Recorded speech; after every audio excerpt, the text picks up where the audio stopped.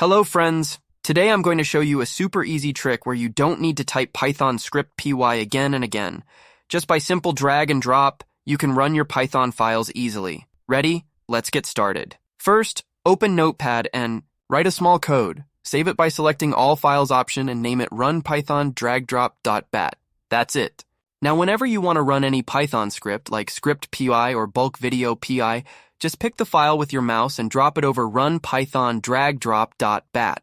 As soon as you drop it, Windows will automatically open the terminal and run the command Python cpy.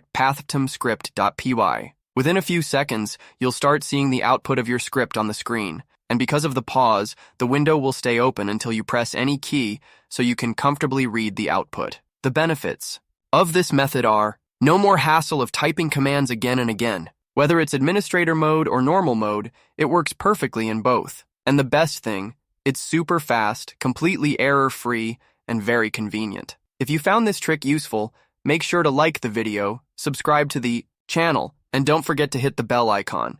And tell me in the comments which hack you want next. See you in the next video. Till then, keep coding, keep experimenting. Bye-bye.